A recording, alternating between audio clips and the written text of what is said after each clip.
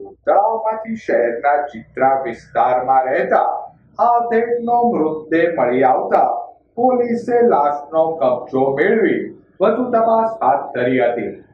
શહેરના બોરતળાવ થાપનાથ મહાદેવ નજીક પાણીમાં આધેડનો મૃતદેહ તરતો હોવાની જાણ થતા ફાયર વિભાગની ટીમે ઘટના સ્થળે દોડી જઈ લાશને પાણીમાંથી બહાર કાઢી હતી.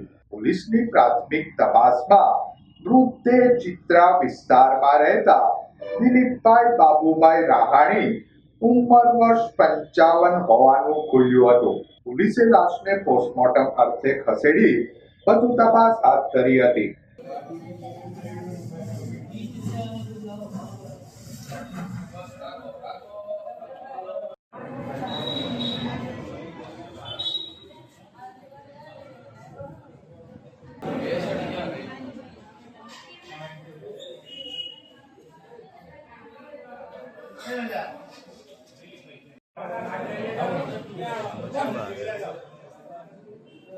બોરતળાવ ખાતે અંદાજિત 10:30 આસપાસ ફાયર કંટ્રોલ રૂમમાં કોલ મળતા કે ડેડ બોડી થાપનાથ મહાદેવની મંદિરની બાજુમાં બોરતળાવમાં જોવા મળેલ છે.